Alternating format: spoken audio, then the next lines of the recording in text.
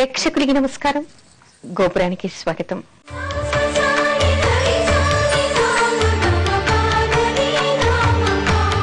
పిల్లలు బాగా చదివినా ఎందుకు మరిచిపోతూ ఉంటారు? ఈ రోజుల్లో మనకి సహజంగా వినిపించేటువంటి విషయం ఇది. మా పిల్లలు బాగానే చదువుతున్నారండి, పరీక్ష హాల్లోకి వెళ్లి పరీక్ష పేపర్ చూసేసరికి అన్ని మర్చిపోతూ ఉంటారు. వాళ్ళకి బుర్ర బ్లాంక్ గా అయిపోతూ ఉంటుంది. ఏం చేయాలో తోచదు. ఎందుకు మర్చిపోతూ ఉంటారు? బాగా చదివారు, రాత్రింబగళ్ళు చదివారు, కష్టపడ్డారు, కృషి చేశారు, ఏమిటి గ్రహాలు బాగా లేవా అని అడుగుతూ ఉంటారు.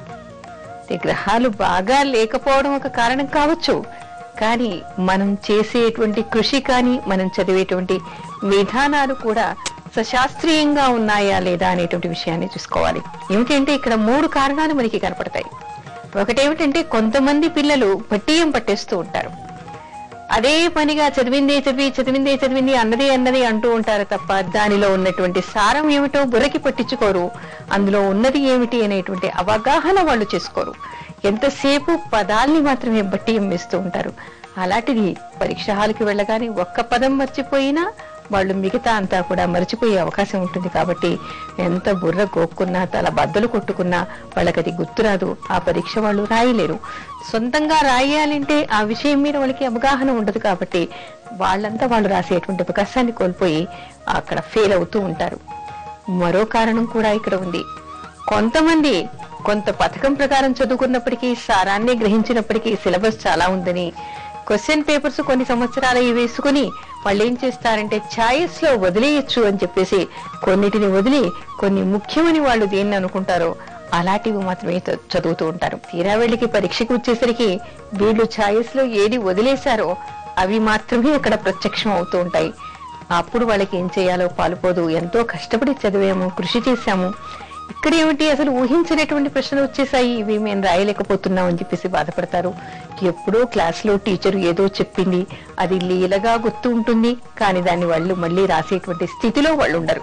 దీనికి కారణం ఏమిటి? ఎందుకు బాగా చదివారు, అవగాహన చేసుకున్నారు, అయినా కూడా వీళ్ళు ఎందుకు మరిచిపోతూ ఉన్నారు అంటే వీళ్ళ బుర్రలో ఆ విషయాలు సరిగ్గా నిక్షిప్తం కాలేరా అనేటువంటి విషయాన్ని మనం శాస్త్రీయంగా దీని అనలిటికల్ గా చూసుకోవాల్సినటువంటి అవసరం ఉంది.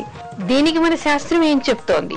శాస్త్రం ప్రకారం మనం ఏ విధంగా చదవాలి, ఏ రోజు చదవాలి, ఏ రోజు చదవకూడదు, ఏ రోజు చదవటం వల్ల మనం బాగా చదువుకోగలుగుతాం అంటే చదివిన విషయం మనకి బుర్రకి పడుతుంది, మన మెదడులో నిక్షిప్తమై ఉంటుంది. ఏం చేసినా కలలో కూడా మనం మర్చిపోలేకుండా ఉండే విధంగా మనం ఏ విధంగా చదవాలి అంటే మనకి శాస్త్రం ఏం చెప్తోంది? ఆధ్యాత్మిక గ్రంథాలు మనకి ఏం చెప్తున్నాయి అంటే కొన్ని అనాధ్యాయాలు ఉన్నాయి. అనాధ్యాయాలు అంటే అధ్యాయం చేయకూడనటువంటి రోజులు, అంటే చదవకూడనటువంటి రోజులు. ఏమిటి, చదవకూడని రోజులు కూడా ఉంటాయా అనే ఆశ్చర్యం కలగవచ్చు, కానీ ఉన్నాయి. అవి ఏమిటంటే పౌర్ణిమ రోజు, అమావాస్య రోజు, చతుర్దశి రోజు, పాడ్యమి రోజు, అష్టమి రోజు, సంక్రమణం రోజు. అంటే మాస సంక్రాంతి ప్రతి నెల వస్తుంది. అంటే సూర్యుడు ఒక్కొక్క రాశికి మారుతున్న రోజుని మనం మాస సంక్రాంతిగా చెప్పుకుంటూ ఉంటాం. అలాంటి మాస సంక్రాంతి రోజు చదవకూడదు అనేటువంటి విషయాలు మనకి కనపడుతూ ఉన్నాయి. అయితే ఇలాంటి రోజుల్లో ఎందుకు చదవకూడదు, చదవటం వల్ల వచ్చేటువంటి బాధ ఏమిటి, ఎందుకు చదివితే అది బుర్రకి పట్టదా? చదివినప్పుడు వీళ్ళకి బాగానే అనిపిస్తుంది, బాగా నేర్చుకున్నట్టుగానే అనిపిస్తుంది, కానీ ప్రారంభంలో ఏమిటి అది బుర్రలోకి అసలు వెళ్ళనే వెళ్ళదు, నిక్షిప్తమే కాదు. వీళ్ళకి ఎంతసేపు చదవగానే అది వచ్చేసింది, బాగా నేర్చుకున్నాను అని అనిపిస్తుంది. తీరా పరీక్షకి వెళ్ళేసరికి వీళ్ళు మర్చిపోతూ ఉంటారు. ఎందుకు అంటే పౌర్ణిమ రోజున సంపూర్ణమైనటువంటి కళలతో 16 కళలతో చంద్రుడు ఉంటాడు. అలా నిండు పౌర్ణిమ రోజు మనకి సముద్రంలో కూడా టైడ్స్ బాగా, అలలు బాగా వస్తూ ఉంటాయి. అదే విధంగా మన శరీరంలో ఉన్నటువంటి జలంలో కూడా, మనలో కూడా, మన మనస్సుకు కూడా ఉద్వేగాలు, మనలో కూడా చాలా భావన ప్రకంపనలు కలుగుతూ ఉంటాయి. అలాంటి మనస్సు స్థిమితంగా లేనటువంటి సమయంలో మనం చదవటం వలన మన మెదడులో ఆ చదివినటువంటి విషయాలు నిక్షిప్తమయ్యేటువంటి అవకాశాలు చాలా తక్కువ అన్నమాట. అందుకని ఇలాంటి రోజుల్లో చదవకూడదు అంటే చాలా మందికి సందేహాలు రావచ్చు. ఏమిటండి పౌర్ణిమ, అమావాస్య అని చెప్పేసి పరీక్షలకి చదవకుండా ఉంటే పరీక్షలా పాస్ అవుతారండి, రేపు పరీక్ష ఉంది, ఈ రోజు అమావాస్య, ఈ రోజు చదవకపోతే రేపు వాళ్ళు పరీక్షలా రాస్తారు అనేటువంటి ప్రశ్నలు కూడా కొంతమంది వేయవచ్చు. కానీ మనకి జ్యోతిష్ శాస్త్రం ఏం చెప్తోంది? ఏ విషయాన్నైనా ప్రారంభానికి మాత్రమే మనం తీసుకోవాలి. అంటే ఏ కొత్త విషయాన్ని చదివినా, ఈ రోజుల్లో ప్రారంభించకుండా ఉంటే చాలు. ఎందుకంటే మొదటిసారి చదివినటువంటి విషయం వీళ్ళ మెదడులో నిక్షిప్తమై ఉందనుకోండి, ఆ తర్వాత ఒక్కసారి చూసుకున్నా కూడా వీళ్ళకి గుర్తొచ్చేస్తుంది. ఏ కొత్త విషయాన్ని అధ్యయనం ప్రారంభించాలన్నా కూడా ఈ రోజుల్లో కాకుండా మంచి సమయంలో వీళ్ళు మనస్సు ప్రశాంతంగా ఉన్నప్పుడు చదవటం మొదలు పెడితే తప్పనిసరిగా చదివిన విషయాలన్నీ కూడా వీళ్ళ మెదడులో నిక్షిప్తమై ఉండి పరీక్షలో మరుపుకు రాకుండా ఉంటుంది అనేటువంటి విషయాన్ని తెలుసుకోవాలి.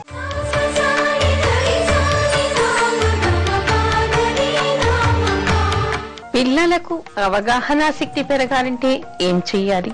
నిజమే, పిల్లలు చాలా రకాలుగా ఉంటారు. అందరి ఐక్యూ ఒకే విధంగా ఉండదు, అంటే అవగాహన స్థాయి ఒకే విధంగా ఉండదు. కొంతమంది పిల్లలు ఆరిందాల్లాగా ఏ విషయాన్నైనా కూడా ఇట్టే గమనించేస్తారు, గ్రహించేస్తారు. మరికొంతమంది పిల్లలకి విడమర్చి చెప్తే తప్ప అర్థం కాదు. మరికొంతమందికి కూర్చుని రకరకాలుగా చెప్తే తప్ప వాళ్ళు ఆ విషయాన్ని అర్థం చేసుకోలేరు. ఎదుటి వాళ్ళు ఏ ఉద్దేశంతో ఎందుకు మాట్లాడుతున్నారు, ఏం మాట్లాడుతున్నారు, ఏ సందర్భంలో మాట్లాడుతున్నారు, దీని వెనుక ఉన్నటువంటి అర్థాలు ఏమిటి అనేటువంటి విషయాన్ని వాళ్ళు గమనించలేరు. అయితే మామూలు విషయాన్ని వాళ్ళు గమనించలేకపోయినా కూడా పాఠాల్లో ముఖ్యంగా చెప్పేప్పుడు వీడికి అవగాహన శక్తి చాలా తక్కువగా కనిపిస్తూ ఉంటుంది. చదువుకునే పిల్లలకి ముందు పాఠాల పట్ల ఆసక్తి పెరగాలి. ఆసక్తి పెరగాలి అంటే ఏ విషయం పట్లైనా కూడా వాళ్ళకి ఆసక్తి లేనప్పుడు మనస్సు పరిపరి విధాల పోతూ ఉంటుంది. పరిపరి విధాల పోయినప్పుడు చెప్పే విషయం మీద శ్రద్ధ ఉండదు, ఆలకించి వినరు. దానివల్ల అవగాహన తక్కువైపోతుంది. అంటే అది అర్థం చేసుకునేటువంటి శక్తిని వాళ్ళు కోల్పోతారు. విషయాన్ని గ్రహించలేనప్పుడు దాని మీద అవగాహన ఎట్టి పరిస్థితిలో కూడా ఉండదు. ఇలా అవగాహన లేకపోవడానికి మనకి చాలా కారణాలు కూడా కనిపిస్తాయి. అదేమిటంటే ఆర్థిక పరిస్థితులు కావచ్చు, అంటే ఇంట్లో ఉన్నటువంటి గొడవలు, అప్పులు ఇలాంటివి ఉండొచ్చు. చాలా మంది ఇళ్లలో ఇలాంటివి కూడా జరుగుతూ ఉంటాయి. ఆ తర్వాత భార్యాభర్తల తగాదాలు ఉండొచ్చు. ఇంట్లో అస్తమానం చిటికి మాటికి వాళ్ళు కొట్లాడుతుంటే పిల్లల దృష్టంతా దాని మీదే ఉంటుంది తప్ప చదువు మీద ఉండదు. ఆ తర్వాత చుట్టూ వాతావరణం, వాళ్ళ చుట్టూ ఉన్నటువంటి పరిస్థితులు కూడా ఎలా ఉన్నాయి, ఎలాంటి పరిస్థితుల్లో వాళ్ళు నివసిస్తూ ఉన్నారు, అంటే చుట్టుపక్కల వాతావరణం, ఇరుగు పొరుగు వాళ్ళు ఎలాంటి వాళ్ళు ఉన్నారు, అలాంటి వాతావరణం వీళ్ళకి చదువుకోవడానికి అనుకూలంగా ఉందా లేదా అనేటువంటి విషయం కూడా ఇక్కడ గమనించుకోవాలి. అంతేకాకుండా స్కూల్లో కొంతమంది పిల్లలు కొంచెం మొజ్జుగా ఉంటారు, కొంచెం అవగాహన స్థాయి తక్కువగా ఉంటుంది. అలాంటప్పుడు ఇంట్లో తల్లిదండ్రులు, స్కూల్లో టీచర్లు కూడా మొద్దుగా ముద్ర వేస్తూ ఉంటారు. ఏ పిల్లలు కూడా పుట్టుకతోనే మేధావులుగా ఉండరు. కొంతమంది కొంతకాలం తర్వాత బాగా బ్రైట్ గా తయారవుతూ ఉంటారు. నేను ఎంత చదివినా సరే నన్ను హీనంగా చూస్తూ ఉన్నారు, నన్ను వాళ్ళు గుర్తించలేరు అనేటువంటి న్యూనతకి పిల్లలు గురయ్యేటువంటి అవకాశం కూడా ఉంటుంది. అలాంటప్పుడు ఏమిటంటే వాళ్ళకి చదువు పట్ల శ్రద్ధ పూర్తిగా తప్పి పక్కదారులు పట్టేటువంటి అవకాశం కూడా వీళ్ళకి ఉంటుంది. అందుకని అలా కాకుండా పిల్లలకి అవగాహన శక్తి పెంచాలి అంటే కేవలం ఒక్క చదువు పట్లే కాదు, మిగతా విషయాల్లో కూడా అవగాహన పెరగాలి అంటే ఆసక్తి చదువు పట్ల వాళ్ళకి పెంచాలి. అంటే ఏ చదువుకోవడం వల్ల ఎంత బాగా వాళ్ళు వృద్ధిలోకి వస్తారు, అవి చదువుకోవడం వల్ల వాళ్ళకి ఎలాంటి భవిష్యత్తు ఉంటుంది, చదువుకున్న వాళ్ళందరి ఉదాహరణలు చెప్తూ ఏ విధంగా చదువుకోవాలి, చదువుకున్న వాళ్ళు ఎంత ఉన్నత స్థాయికి ఎదుగుతారు అనేటువంటిది పిల్లలకి తల్లిదండ్రులు కథలుగా చెప్తూ ఉండాలి. పిల్లలకి ఎప్పుడైతే చుట్టుపక్కల పరిస్థితుల పట్ల ఉన్నటువంటి బాధల మీద దృష్టి ఉండదో, తగినటువంటి శ్రద్ధ ఉంటుందో, ఆసక్తి ఉంటుందో, అప్పుడు మాత్రమే వాళ్ళ అవగాహన స్థాయి పెరిగేటువంటి అవకాశం ఉంటుంది.